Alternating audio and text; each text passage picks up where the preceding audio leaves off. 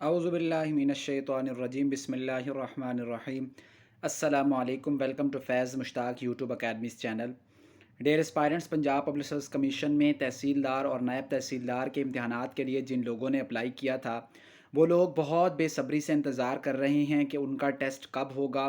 हो सकता है कि शायद उन लोगों की तैयारी बहुत अच्छी हो चुकी हो, और हम ये दुआ भी करते हैं कि वो तमाम एस्पायरेंट्स जो कि तहसीलदार और नायब तहसीलदार का टेस्ट दे रहे हैं, उनकी तैयारी पहले से भी ज़्यादा मजबूत हो और पहले से भी ज़्यादा अच्छी तैयारी के साथ वो इम्तिहान के अंदर अपीयर हों, और अल्लाह ताला उन सबको कामयाबी अता फ़रमाए।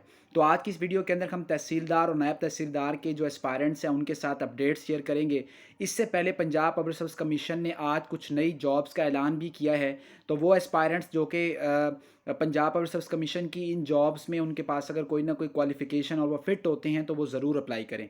तो चलिए सबसे पहले हम ये देखते हैं कि पंजाब पब्लिक सर्विस कमीशन में आज जो नई जॉब्स अनाउंस हुई हैं, वो कौन कौन सी जॉब्स हैं और उनके ऊपर क्या क्वालिफ़िकेशन चाहिए होगी, और कौन कौन से जो ग्रेजुएट्स हैं वो उन जॉब्स के लिए अप्लाई कर सकते हैं। जैसा कि थोड़े दिन पहले मैंने आप लोगों के साथ ये अपडेट शेयर की थी कि बहुत जल्द पंजाब पब्लिक सर्विस कमीशन के through primary and secondary health के डिपार्टमेंट के अंदर फार्मासिस्ट की सीट्स आने वाली हैं। अल्हम्दुलिल्लाह पंजाब पब्लिक सर्विस कमीशन ने आज अपनी जो एडवर्टाइजमेंट शेयर की है उसके अंदर फार्मासिस्ट की 120 नई पोस्ट का ऐलान किया है। 120 पोस्ट हैं ये। इन 120 पोस्ट के अंदर जो 4 पोस्ट रिज़र्व की गई हैं स्पेशल पर्सनस के लिए, 6 पोस्ट रिज़र्व हैं माइनॉरिटी के लिए, 18 पोस्ट रिज़र्व की गई हैं वमेन के लिए, और बाकी जो सीट्स होंगी वो ओपन मेरिट पे होंगी। तो फार्मासिस्ट की ये 17 ग्रेड की सीट होती है। वो तमाम लोग जिन्होंने फार्मेसी की होती है किसी भी यूनिवर्सिटी से या किसी भी कॉलेज से जो कि किसी यूनिवर्सिटी से एफिलिएटेड होता है, फार्म डी होता है, फार्म डी किया होता है, तो वो तमाम लोग इस जॉब में अप्लाई कर सकते हैं। इसकी एज लिमिट भी आपको नज़र आ रही है, 21 से लेकर 33 साल तक मेल के लिए और 21 से लेकर 36 साल तक विद अपर एज लिमिट के साथ, 8 साल की अपर एज लिमिट के साथ ये फ़ीमेल्स के लिए है।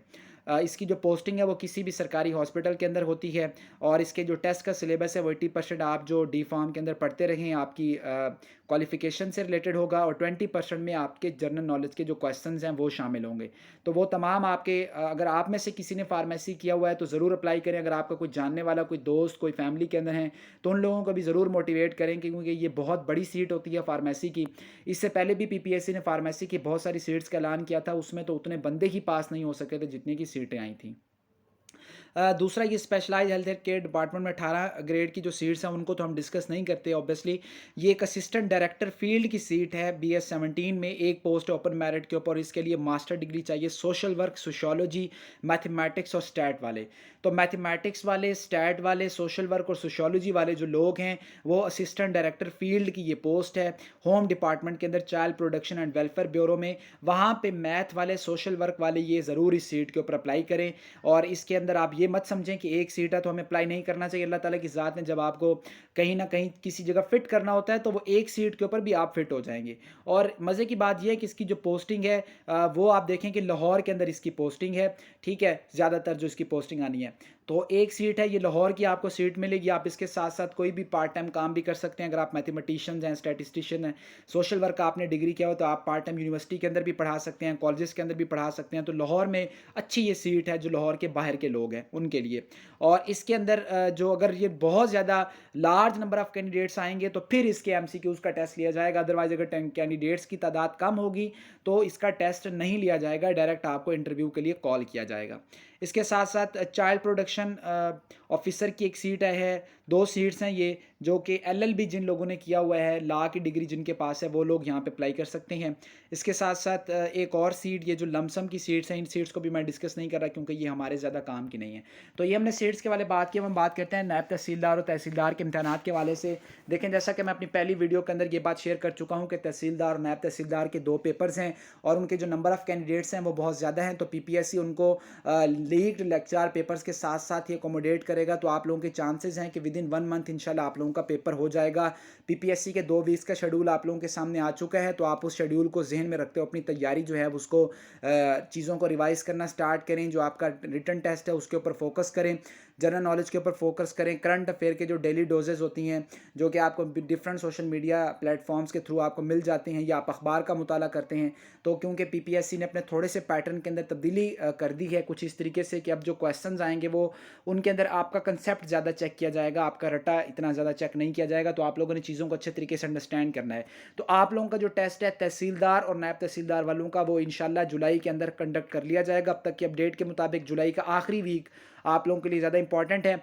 आपके जुलाई के आखिरी वीक के अंदर ज़्यादा चांसेस हैं कि आप लोगों के पेपर हों। लेकिन अगर पीपीएससी लेक्चरार के टेस्ट के साथ कोई छोटे डिपार्टमेंट के टेस्ट लेके चलता है तो फिर हो सकता है कि आप लोगों का जो टेस्ट है वो चौथे वीक में हो। अगर आप लोगों का एक स्पेशल टेस्ट अलग से एक वीक में अंदर रख दिया जाता है तो दूसरे और तीसरे वीक को टारगेट किया जा सकता है। लेकिन अब तक की जो इतलात हैं, जो सोर्सेज बता रहे हैं, वो यही है कि जुलाई का जो आखिरी वीक होगा या आखिरी 2 वीक्स जो होंगे उनके अंदर तहसीलदार और नायब तहसीलदार का जो पेपर है वो एक्सपेक्ट किया जा सकता है।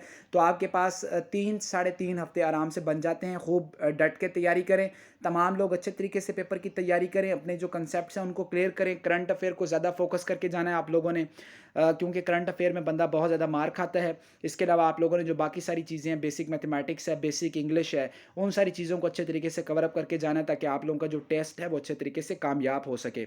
ये जो सीट है ये बहुत बड़ी सीट है। और मैं आप लोगों को एक बात बता दूं कि कुछ लोग जिनको मैं पर्सनली जानता हूं, जो ऑलरेडी 17 स्केल के अंदर मेरे दोस्त काम कर रहे हैं डिफरेंट डिपार्टमेंट्स के अंदर, उन लोगों ने भी नायब तहसीलदार की सीट के ऊपर अप्लाई किया हुआ है और तहसीलदार की सीट के ऊपर अप्लाई किया हुआ है। क्योंकि एक मेरे दोस्त जो हमारे लेक्चरर हैं, उन्होंने भी नायब तहसीलदार और तहसीलदार की सीट के ऊपर अप्लाई किया हुआ है। क्योंकि नायब तहसीलदार और तहसीलदार की जो सीट है, इस सीट के कुछ जो बेनिफिट्स हैं या आप अथॉरिटी कह सकते हैं, वो उसका लेवल जो है वो दूसरी सीट से कई गुना ज़्यादा है और आप प्रमोट होके असिस्टेंट कमिश्नर भी बन सकते हैं तहसीलदार से। तो इस सीट के ऊपर आपका जो मुकाबला है वो बहुत सारे लोगों के साथ होगा और बहुत सारे ऐसे लोग जिन्होंने पेपर की बहुत डट के तैयारी की है। इसलिए आप लोग तैयारी खूब करें। पेपर इंशाल्लाह आपका हो जाना है, पता भी नहीं चलना, आपका पेपर आ जाना है सर के ऊपर। और हमारी ऐसे होता है कि पेपर आ जाता है, तैयारी नहीं होती। तो तैयारी खूब जारी रखें, अल्लाह ताला आप सबको कामयाब करे। ये आज की जॉब्स के हवाले से और नायब तहसीलदार तहसीलदार की कुछ अपडेट्स मैंने आप लोगों के साथ शेयर की। वीडियो को सब्सक्राइब कर दें, चैनल को सब्सक्राइब कर दें, वीडियो को लाइक और कमेंट ज़रूर कीजिए। अल्लाह हाफ़िज़।